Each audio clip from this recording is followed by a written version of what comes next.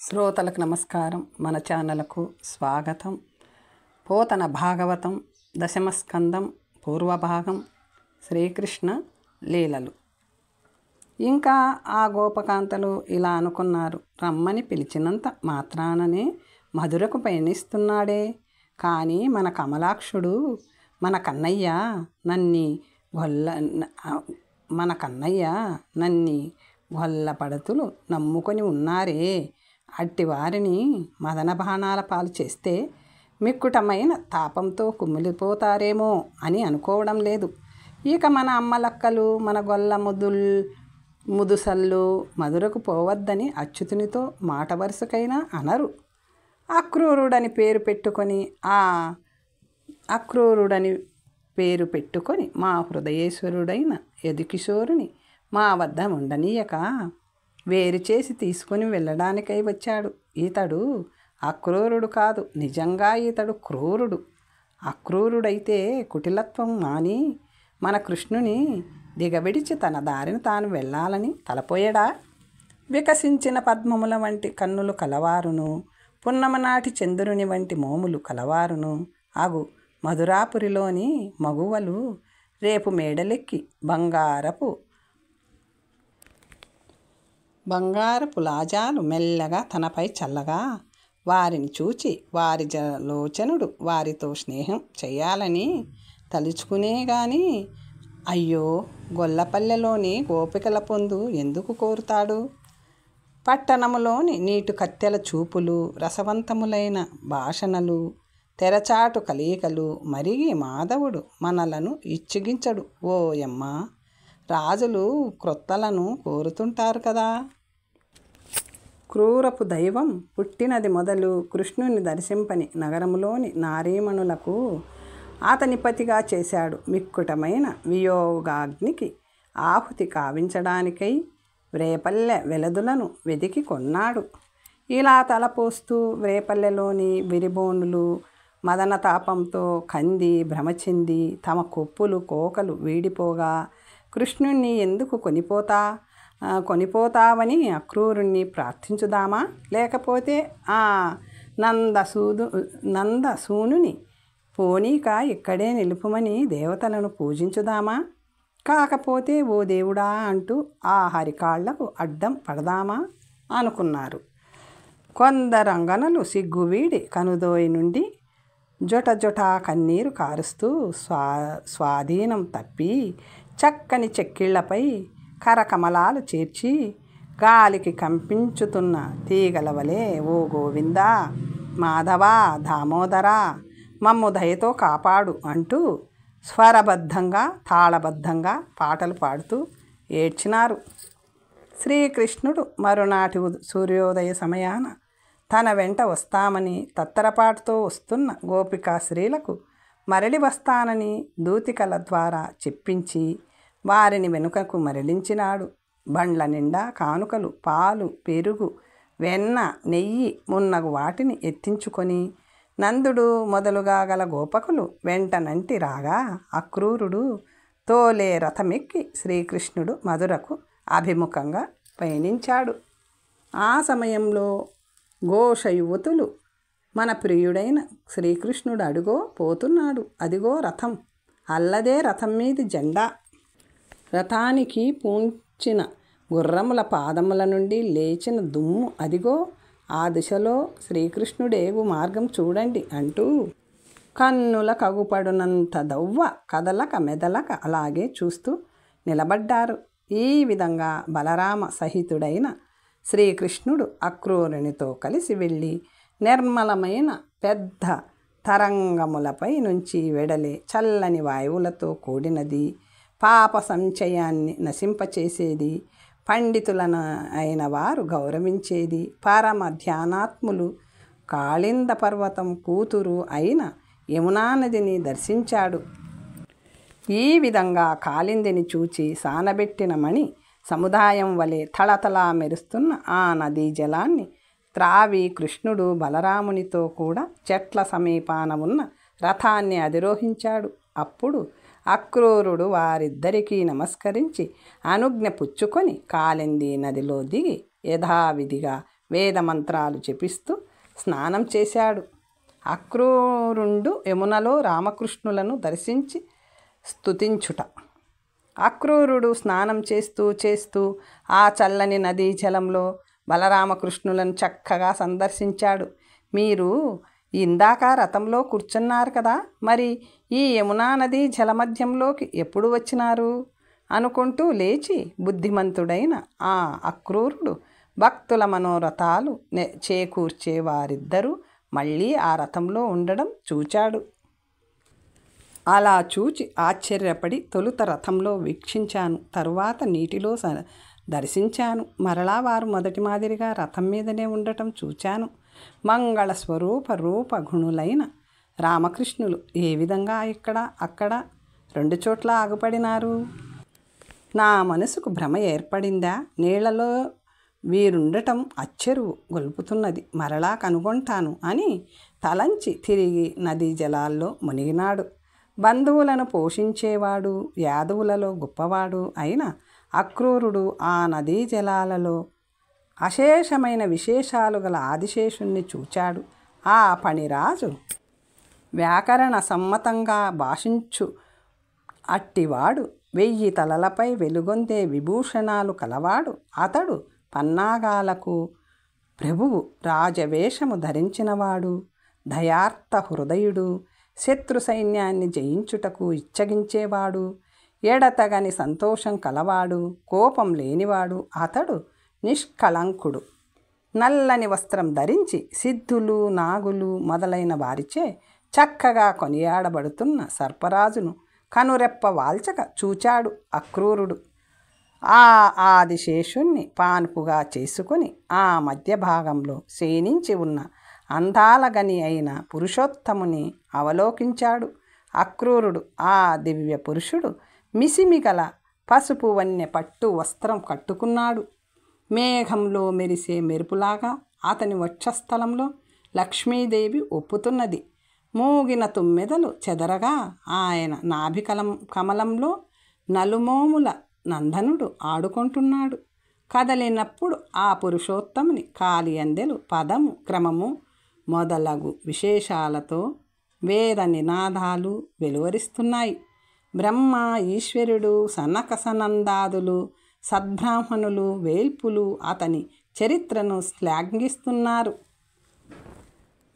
రమ్యములైన శుభలక్షణాలతో కూడిన గోళ్ళు, పాదములు, మడమలు, మోకాళ్ళు, పిక్కలు, తొడలు, కటి ప్రదేశము, నాభి, నడుము, కడుపు కలవాడును, అధరముతో కూడినవాడును, శ్రీవత్సమనే పుట్టుమచ్చ, కౌస్తుభమనే మణి, వనమాల అనే పేరు కలిగిన పువ్వులు, ఆకులు చేర్చి కట్టి మెడ నుండి కాళ్ల వరకు వ్రేలాడు తోమాల, వీటితో విరాజిల్లే వెడదయైన రొమ్ము కలవాడును, తెల్ల తామర వంటి కన్నులు కలవాడును, శంఖము, చక్రము, గద, పద్మము వీటిని చేతులందు ధరించినవాడును, సత్వగుణ సంపన్నుడునైన వాడును, జంధ్యము మలనూలు ముత్యాల పేరు,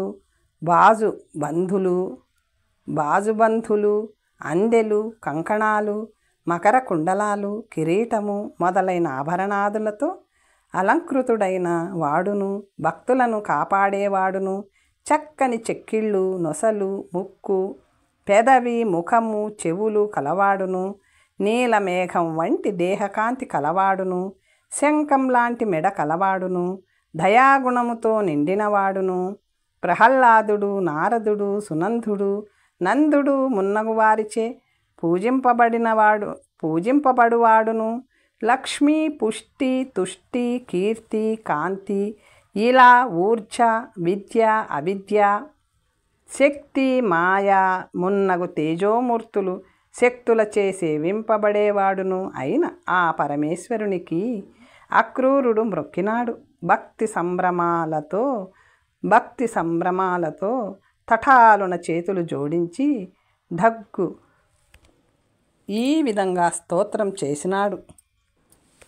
అభిమానవతి అయిన లక్ష్మీదేవి అంతరంగాన్ని అపహరించినవాడా, మంగళకరమైన స్వరూపం కలవాడా, ఓ వీరుడా, నిఖిల ప్రపంచ సృష్టికి కారణమైన పృథ్వీ వ్యాధి పంచమహాభూతాలకు కారణమైనవాడా, మిక్కిలి చెలించు తరంగ శ్రేణిచే కలత నొందిన భయంకర జలరాశిలో సర్వ ప్రపంచం రూపుమాసి లీనమైపోయినప్పుడు నీవు నారాయణ నామంతో ఖ్యాతిని వహించి బాలుడవై అందు తేలియాడినావు. అప్పుడు నీ నాభి కమలం నుంచి సకల భువనాలను సృజించే విజ్ఞాన సంపన్నుడైన బ్రహ్మదేవుడు ఉద్భవించాడు. అగ్ని, ఆకాశము, వాయువు, భూమి, నీరు, అహంకారము, మాయా, మహాతత్వము, మనస్సు మొదలైనవి ఇంద్రియములు ఇంద్రియావృత్తులైన శబ్ద, స్పర్శ, రూప, రస, గంధములు, లోకములు, లోక కారణములు ఈ సమస్తము నీ మహాశరీరము నుండి పుట్టి పెరిగి నశిస్తూ ఉంటాయి. జడస్వభావం లేక ఆత్మస్వరూపుడవై ఉన్న నీ మహిమ ఇలాంటిదని వర్ణించుటకు ఎంత గొప్పవారైనను సమర్థులు కారు. మాయ మున్నగు 36 తత్వములు జడములు కాన నీ స్వరూపము గ్రహించలేవు. లోకాలను సృజించే పరమేష్టి మాయా సంబంధమైన గుణాలచే ఆవరింపబడి ఉన్నాడు కనుక అతడు నిన్ను ఇట్టి వాణినిగా నిర్ణయింపలేడు. హిరణ్య గర్భుడు మున్నగు వారు నిన్ను ఆధ్యాత్మ, ఆదిదైవ, ఆదిభూతములకు అనగా దేహేంద్రియాది దేవతలకు సాక్షిగా, అంతర్యామిగా, నియామకుడైన ఈశ్వరునిగా భావిస్తారు. వేద మార్గములైన కొందరు కర్మయోగులు నీ ఒక్కడవే ఇందిరాది నామధేయాలతో నెగడుతుంటావు, ఇది నిజమంటున్నారు. మరికొందరు జ్ఞానయోగులు అన్ని కర్మలను వదిలి సంసారం త్యాజించి సన్యాసులై నిన్ను విజ్ఞాన స్వరూపిణిగా పేర్కొంటున్నారు. వేరొక కొందరు పంచరాత్రాగమ పద్ధతిని అనుసరించి నీవు వాసుదేవ, సంకర్షణ, ప్రద్యుమ్న, నిరుద్ధ భేదాలతో నలువురై సొంపు కటిస్తున్నావంటున్నారు. కొందరు నీవు నారాయణుడవని, కొందరు శివుడవని అనేక మార్గాలలో నిన్ను శ్లాఘిస్తున్నారు. ఇందులో తప్పులేదు. ఏరులన్నీ సాగరాన్నే చేరుతున్నట్లు విశేషాలన్నీ నిశ్శేషంగా నీలోనే నీలమవుతున్నాయి. ఒకే పూర్ణ చంద్రబింబం ఘటాలలోని జలాలలో పెక్కులుగా ప్రతిఫలించిన మాత్రాన దానికంటే ఈ ప్రతిబింబాలు వేరు కావు కదా. ఘటాంతర్గతమైన ఆకాశం ఘటం నశించగానే మహాకాశంలో చేరినట్లు లోకాలన్నీ నశింపగానే నీవు ఏ జాడలం త్రొక్కక ఒంటరివాడవై ఉంటావు. ఓ ప్రభు, అగ్ని నీ ముఖం, చంద్రసూర్యులు నీ కన్నులు, దిక్కులు నీ చెవులు, భూమి నీ పాదములు, సముద్రాలు నీ కుక్షి, కొండలు నీ ఎముకలు, తీగలు, చెట్లు, రోమాలు, గాలి నీ ప్రాణములు, ఇంద్రాదులు నీ బాహువులు, మేఘాలు నీ తల వెంట్రుకలు, ఆకాశం నీ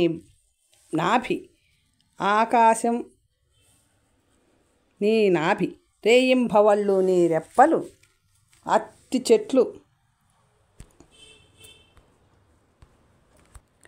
రేయింబవళ్ళు నీ రెప్పపాట్లు, బ్రహ్మ నీ మేండ్రము, వర్షము నీ వీర్యము, స్వర్గము నీ శిరస్సు. ఇలా నీ శరీరంలో బ్రహ్మాండములు అత్తి చెట్టు కొమ్మలలో ఉన్న పండ్లయందుండుట అనంత ప్రాణి సమూహము వలె మహాసముద్రములో జంతువుల మాదిరి నిండి ఉన్నాయి. ఓ విరాట్ పురుష, నీ రూపములు పొగడ్తకు అందనివి. మునుపు మత్స్యాకృతిలో ప్రళయసాగరమందు శత్రువగు సోమకు నెదిరించి సాధించి వేద ప్రపంచాన్ని బ్రహ్మకు ప్రసాదించావు కదా. అయగ్రీవుడవై చక్రము చేబూని మధుకైఠభూలను చంపినావు కదా. కూర్మ రూపంలో సంచరిస్తూ మందరగిరి నెత్తినావు కదా. వరాహ రూపం ధరించి కృంగుతున్న భూమండలాన్ని లేవనెత్తి హిరణ్యాక్షుని ఎముకలు విరుగునట్లు కూరలతో పొడిచి చంపినావు కదా. భయంకర శత్రువగు హిరణ్యకశిపుని నరసింహాకృతితో నీవు సంహరింపలేదా. ప్రతాపశాలివగు నీవు వామనమూర్తివై బలిచక్రవర్తిని యాచింపలేదా? బ్రహ్మాండములు నిండునట్లు మేను పెంచలేదా? భార్గవరాముడవై క్షత్రియ సమూహమును వధించలేదా? దశరథరాముడవై చంద్రబింబం వంటి మోముగల జానకి కొరకు దుర్మదంతో కూడిన రావణుని ధనుమాడలేదా? వాసుదేవాది రూపములను దాల్చి కూళలను శిక్షింపలేదా? శుద్ధ బుద్ధ స్వరూపుడవై శత్రుభార్యల మనస్సులు రహస్యముగా కరిగించినావు కదా? కల్కి రూపము ధరించి పెంపుతో వెలుగొందావా? నిన్ను పొగడుటకు నేను ఏపాటి వాణ్ణి? నేను మాయచే ఆపద పాలైన వాణ్ణి, దుఃఖము చెందినవాణ్ణి. అనుగ్రహ బుద్ధితో నా దిగులు తీర్చి నన్ను ఆదరించు. ఆదిశేషుడు తల్పముగా కలవాడా, కరుణయే అలంకారముగా కలవాడా, నమస్కరించు వారికి కల్పవృక్షం వంటివాడా, నీకు నమోవాకము, నీకు వందనము, నీకు ప్రణామము. లక్ష్మీనాథుడవైన కృష్ణ, దప్పిక తీర్చుకొనడానికి జలము వలె తోచే ఎండమావులకు ఆశపడు విధంగా స్వప్న సమానములైన పుత్రులు, మిత్రులు, కలత్రములు, గృహములు ఈ మొదలైన జంఝాటము సత్యమని భావిస్తుంటాను. నేను మూఢుణ్ణి, మిథ్యా తత్వజ్ఞుణ్ణి. ఇలాంటి నాకు ప్రకాశించు నీ పాదాల జంటను చూపి కరుణతో కటాక్షించు అని మళ్ళీ తన్ను స్తోత్రం చేస్తున్న అక్రూరునకు తన పూర్వరూపం చూపి నటుడు తన నాట్యాన్ని వలె మరలా దానిని మరుగుపరిచి భగవంతుడు అంతర్ధానమైపోయాడు. అక్రూరుడు నీటి నుండి వెలువడి ఆశ్చర్యపడుతూ వచ్చి రథాన్ని అధిరోహించాడు. అప్పుడు కృష్ణుడు అతనితో ఇలా అన్నాడు: నీళ్లు దగ్గరలోనే ఉన్నాయి. నీవు స్నానానికి వెళ్ళి చాలాసేపు అయ్యింది. ఆకాశంలో భూమిలో లేని వింతలేమైనా నదీ జలాలలో నీకు కనిపించాయా? ఇలా అడిగిన కృష్ణునితో అక్రూరుడు ఈ విధంగా అన్నాడు: స్వామి, నీలో లేని వింతలు ఏ లోకాలలోనైనా ఉంటాయని పెద్దలు చెప్పలేదు. ఇక నీటిలో, నేలలో, నింగిలో ఉంటాయా మహాత్మా? విచిత్రములన్నీ నీలోనే ఉన్నాయి. ఇలా చెప్పి అక్రూరుడు సాయం సమయానికి మధురాపురి చేరేటట్టుగా రథాన్ని నడిపినాడు.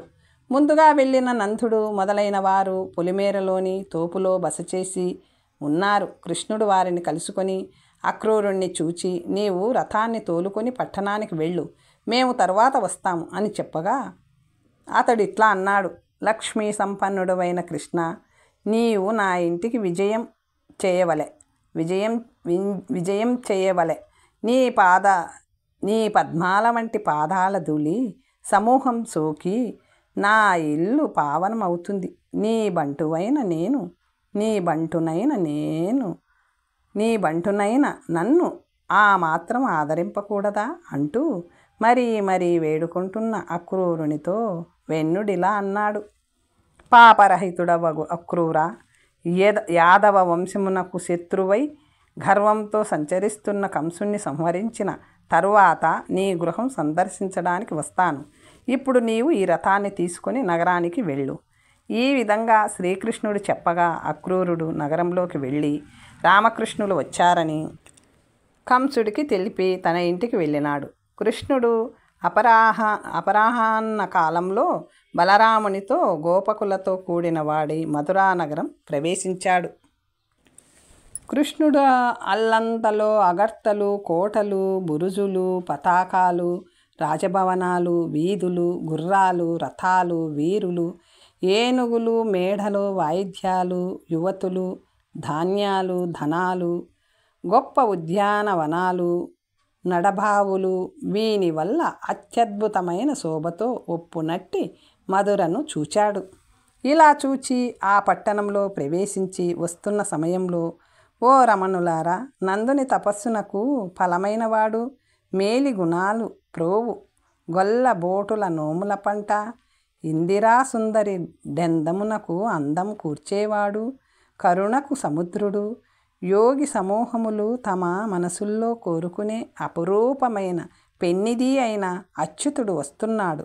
కన్నుల కాంక్ష తీరేటట్లు వెళ్ళి దర్శిద్దాం రండి అంటూ పురమందలి అందగత్తెలు గోవిందుణ్ణి సందర్శించడానికి ఉబలాటపడి ఒకరినొకరు పిలుచుకున్నారు. వారు అన్నం తింటున్నప్పటికీ కంచాలను అవతలికి నెట్టినారు. పరుండి ఉన్నప్పటికీ పడక నుంచి లేచారు. తలంటుకొనుచున్నప్పటికీ నీరాడలేదు.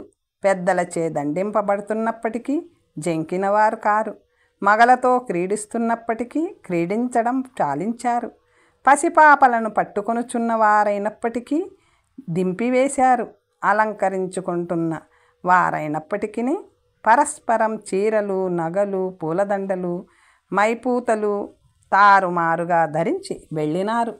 ఆ పట్టణంలో ఉండే స్త్రీలందరూ రత్నాలు కూర్చబడిన ఎత్తైన బంగారు మేడలపై గుంపులు కూడి విశాలమైన వక్షం కలవాడు, తామర రేకుల వంటి కన్నుల కలవాడు అయిన శ్రీకృష్ణుణ్ణి చూచారు.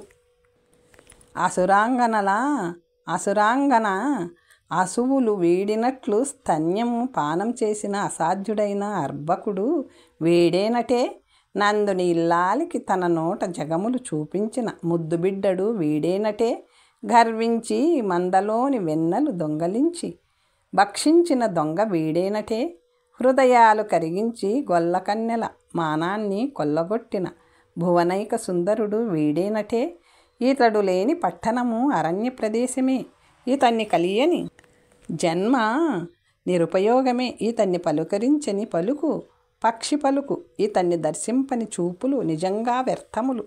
ఓ చిలి, పడుచువారిలో మిన్నయ్యకు ఈ కృష్ణుణ్ణి గోపికాశ్రీలు చేతిలో ఉసిరికకాయ మాదిరి క్రీడకు తెంచి ధ్యానించుచు, కీర్తించుచు, సంభాషించుచు, స్పృజించుచు, నవ్వుచు, లాగుచు, లాలించుచు నిత్యము ఆనందించుచున్నారు. వారు ఇటువంటి ఆదరాన్ని పొందటానికి కడిచిన పుట్టువులందు ఏ అరణ్యాలలో ఎటువంటి నోములు నోచినారో కదా.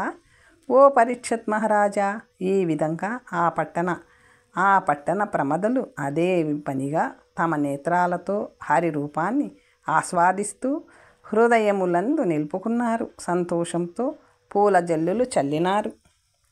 అనంతరం ఆ మధురా నగరంలోని బ్రాహ్మణులు పలు విధములకు చందన ద్రవ్యాలను, పూలు, పండ్లు మున్నగ వాటిని, శుభకరములైన పచ్చని అక్షంతలను కానుకలుగా ఇస్తూ ఉత్తములైన ఆ వసుదేవ కుమారులను ఉత్సాహంగా పూజించారు. ఆ సమయంలో నగరము వాకిట నుండి వస్తున్న రంగులు వేసే ఒక చాకివాణ్ణి చూచి శ్రీకృష్ణుడు ఇలా అన్నాడు. ఓ రజకకుల శిరోమణి, మేము మీ రాజుగారి నగరానికి అతిథులమై అరుగుదెంచాము. మా మందలో మాకు ధరించడానికి మంచి గుడ్డలు లేవు. నీ మూటలో ఉతికిన అందమైన బట్టలు ఉన్నట్లున్నాయి. మేము రాజుగారికి అల్లుళ్ళం. ఆ వస్త్రాలు మాకు ఇచ్చేయి, నీకు మేలు కలుగుతుంది. ఆ మాటలకు ఆ రజకుడు కోపించి ఇలా అన్నాడు. ఏమిరా డింబక, ప్రభువుగారి వస్త్రాలు మీకు ఇవ్వమంటావా? ఇది న్యాయమా? మీరు ఆ వస్త్రాలు ధరించడానికి యోగ్యులా? పాలు, నెయ్యి, పెరుగు ఆహరించి తల క్రొవ్వెక్కి ఇలా కూశారు. కాకపోతే గొల్లలైన మీకు ఇలాంటి మాటలు నోటికి ఎలా వస్తాయి? అయ్యో, కంస మహారాజు గారి ఆగ్రహానికి పాత్రమై నీవు ప్రాణాలు పోగొట్టుకుంటావు సుమా. ఓ గొల్ల పిల్లవాడా, మహారాజు గారి సొమ్ము మా రాజుగారి సొమ్ము అంటుకోవడానికి ఏ రాజులైనా భయపడతారు. నీకింత బేళాకోలంగా ఉందా? రాజులకు రాజైన ఈ కంసుని రాజ్యంలో నీకింత రాజసమా? తెలిగి దూరంగా పో అన్నాడు. రజకుని మాటలకు గోపాలునికి కోపం వచ్చింది. ధీరుడైన శ్రీకృష్ణుడు భీరంతో రెచ్చినవాడు, పొగరబోతు తెలివి మాలినవాడు అయిన ఆ చాకలవాణ్ణి భయంకరమైన తన ముంజేతితో తల ఊడిపడు నట్టు కొట్టినాడు. దీనిని చూచి పురవాసుల గుండెలు పగిలిపోయాయి. ఇలా నేలకూలిన చాకలిని చూచి వాని మనుషులు బట్టలు అక్కడ వదిలి భయంతో పరిగెత్తిపోయారు. అంతట బలరాముడు, శ్రీకృష్ణుడు తమకు కావలసిన పుట్టములు కట్టుకొని కొన్ని గోపకులకిచ్చి ముందుకు సాగారు. ఆ సమయంలో ఒక చేనేత పనివాడు ఆ దారిలో వస్తున్న వసుదేవుని కుమారులైన రామకృష్ణులను వారు చూచి మెచ్చుకున్నట్లు పలు రంగుల కలిగిన మిక్కిలి మెత్తనైన వస్త్రాలను, ఆభరణాలను పరిమాణంతో సంతోషంతో ఇచ్చాడు. ఆ సమయంలో ఒక చేనేత పనివాడు ఆ దారిలో వస్తున్న వసుదేవుని కుమారులైన రామకృష్ణులను చూచి వారు మెచ్చుకొనున్నట్లు పలు రంగులు కలిగే మిక్కిలి మెత్తనైన వస్త్రాలను ఆభరణాలను పరమ సంతోషంతో ఇచ్చాడు. సూరులైన రామకృష్ణులు వాటిని దయతో స్వీకరించి అలంకరించుకొని సింగారింపబడిన దిగ్గజాల గున్నల మాదిరి చెన్ను వహించారు. అంతటా మాధవుడు ఆ చేనేత పనివానిని పరిచర్యకు మిక్కిలి సంతుష్టుడై వానికి ఐశ్వర్యాదులను అనుగ్రహించి తన సారూప్యమును సంపత్తిని ప్రసాదించాడు. అనంతరం రామకృష్ణులు పూలదండలు కట్టే సుధాముని ఇంటికి వెళ్ళినారు. అతడు వీరిని చూచిన వెంటనే లేచి నమస్కరించాడు. చక్కగా అర్ఘ్యము పాద్యములు మొదలైన విధులతో సత్కరించాడు. రామకృష్ణులకు అతని వెంట వచ్చిన వారికి తాంబూలములు పూలు గంధములు ఇచ్చి ఈ రీతిగా అన్నాడు. ప్రపంచానికి ఆది కారణమూర్తులై ధరణీ చక్రాన్ని సంరక్షించడం కోసం ఇట్లా అవతరించిన మహానుభావులు మీరు. మీ రాక వల్ల మా వంశం పవిత్రమైంది, నా తపస్సు ఫలించింది, నా ఇల్లు సిరి సంపదలతో నిండింది, నా కోరికలు ఈడేరినాయి. నేను ఏ ప్రకారం నడుచుకోవాలి, ఏ పనులు చెయ్యాలి, నేను మీ బంటును సెలవివ్వండి అన్నాడు. అని పలికి అతిశయించిన కీర్తిచే చంద్రుణ్ణి అపహసించువారు మగువుల పాలిట మన్మధులు అయిన ఆ రామకృష్ణులకు సుధాముడు మిక్కిలి పరిమళములతో కూడిన పూలమాలలు సమర్పించాడు. వారును సుధాముడిచ్చిన దండలతో అలంకరించుకొని ఏమి కావాలో కోరుకో, నీవు కోరిన వరం ఇస్తాము అని దయతో పలుకగా అతడు శ్రీకృష్ణునితో ఇట్లన్నాడు. తపస్సులకు కల్పవృక్షము వంటి వాడవా కృష్ణ, కమలముల వంటి నీ పాదాల పరిచర్యను, నీ పాదాలు పూజించే భక్తులతో చెలిమిని, అఖిల ప్రాణుల మీద అత్యంతమైన అపరిమితమైన దయను నాకు ప్రసాదించు అని ఇలా వేడుకొన్నవన్నీ అనుగ్రహించి ఇంకను శ్రీకృష్ణుడు సుధామునికి బలము, ఆయుష్షు, తేజము, యశము, సిరి సంపదలు కరుణించి వాని ఇంటి నుండి బలరామ సహితుడై బయలుదేరి రాజవీధిలో సాగిపోయాడు. అలా పోతూ కమలముల వంటి కన్నులు గల శ్రీకృష్ణుడు పలు రకాల మైపూతలుంచిన పాత్ర పట్టుకొని వస్తున్న కుబ్జను చూచాడు. దాని ముఖ్య ద్యుతి ముందు పద్మము తలవంచుకుంటుంది. అబ్జనేత్రుడు కుబ్జను చూచి ఇలా అన్నాడు. ఓ పద్మాక్షి, నీవెవరి దానివి? ఈ కలపములు ఎవరి కోసం తీసుకెళ్తున్నావు? నీ పేరేమిటి? ఈ లేపనములన్నీ మాకివ్వు, అలా ఇస్తే నీవు చక్కగా ప్రకాశిస్తావు అన్నాడు. ముకుందుని పలుకులు విని ఆ ముగద ఇలా అన్నది. ఓ సుందరాంగా, నీవు భలే అందగాడివిలే. సరసాలతో నన్ను వేధించకు. అందరికీ లెక్కడి నుంచి వస్తాయి. నన్ను త్రివక్ర అంటారు. నేను కంసుడి దాసిని. అచ్చమైన మైపూతలు చేయడమే నా నేర్చిన విద్య. నన్ను రాజు మిక్కిలి మెచ్చుకుంటూ ఉంటాడు. మీరు ఈ విలేపనాలను పూసుకొనరా? ఇలా పలికి పడుచువారైన ఆ బలరామకృష్ణుల నవ్వులు చూపులు పలుకులు తన మనస్సును కరిగింపగా ఆ కుబ్జ ప్రేమతో వారికి మైపూతలు ఇచ్చింది. ఇలా కుబ్జ ఇచ్చిన విలేపనములు అన్నిటినీ వెన్నుడు తన ఒంటి నిండా పూసుకొని ప్రసన్నుడైనాడు. మువ్వంపులు గల దాని దేహాన్ని చక్కనొత్త దలిచాడు. దాని మీఘాళ్ల మీద తన అడుగు లుంచి త్రొక్కి పట్టినాడు. తన చేతి 2 వ్రేళ్లను దాని గడ్డం క్రింద పెట్టి దేహము చక్కగా సాగునట్లు పైకెత్తినాడు. అంతతో అది వంపులు తీరి మన్మధుని సన్మోహనాస్త్రం మాదిరి పాలు పారింది. పిరుదలు చనుగవ సొంపు నింపగా కుబ్జ చక్కని చుక్కై కమలాక్షిని వైపు కాంక్షతో చూచింది. కామకురాలైన కుబ్జ మదనుని బాణ సమూహముచే చెదరిన హృదయము గలది అయ్యింది. మన్మదాకారా, నా ఇంటికి దయచేయి అంటూ పద్మనాభుని పైపుట్టము చెరుగు పట్టుకొని లాగింది. ఆ కామకురాలు అలా తన్ను లాగగా కృష్ణుడు బలభద్రుని చూచి నవ్వుతూ ఆమెతో ఇలా అన్నాడు. ఓ చంద్రముఖి, నా వచ్చిన పని సాధించిన తరువాత నీ గృహానికి వస్తాను. నేడు కోపింపకు అన్నాడు. ఇలా అంటూ ఆమెను సాగనంపి కృష్ణుడు అంగడి వీధిలో వెళ్ళి పురప్రజలిచ్చిన తాంబూలములను, పూలదండలు, చందనములు ఇంకా పలు విధములైన కానుకలను స్వీకరిస్తూ ధనుశ్శాలకు వెళ్ళినాడు. దేవేంద్రుని ధనస్సు వలె మిక్కిలి గొప్పదై మేటి విరులచే రక్షింపబడుతున్న దుర్భరమైన ఆ వింటిని అతడు వీక్షించాడు. రక్షకులు వద్దనుచుండగా పక్కున నవ్వి విప్పారిన మోము కలవాడైనాడు. ధైర్యమునకు సముద్రము వంటి వాడగు శ్రీకృష్ణుడు తన చుట్టాలు మెచ్చగా ఎడమ చేతితో ధనస్సును పైకెత్తినాడు. తీవ వంటి అల్లె త్రాటిని తగిలించి నారిని మొరయిస్తూ మదపుటేనుగు చెరకుగడను తునుము రీతిగా జనులు చూస్తుండగా దానిని రెండుగా విరిచివేశాడు. పరీక్షత్ మహారాజా, విల్లు విరిగినప్పుడు పుట్టిన చెప్పుడు చెవులకు భీతి కొలుపుతూ దిగంతరాలను పూరిస్తూ భోజభూపాలుడైన కంసుని ధైర్యాన్ని భేదించింది. ఆ సమయంలో ఆశ్చర్యం, ఈ బాలుడే ఏమాత్రం సందేహించక శౌర్యంతో ఇప్పుడు రాజుగారి ధనస్సు ఖండించాడు. ఇది సహింపరాని సాహస కార్యం. ఇతన్ని పౌరుషంతో పట్టాలి అంటూ చాపరక్షకులు కోపోద్రేకంతో వెంటనే లేచి మీదికి వచ్చారు. అంతటా రామకృష్ణులిద్దరూ ఆ వింటి తుంటలు చేత పుచ్చుకొని వారిని పట్టి కొట్టి మట్టు పెట్టారు. ఈ విధంగా బలరామకృష్ణులు మధురా నగరంలో విహారం చేస్తూ అక్కడి నుంచి బయలుదేరి తమ విడుదలకు వెడలిపోయారు.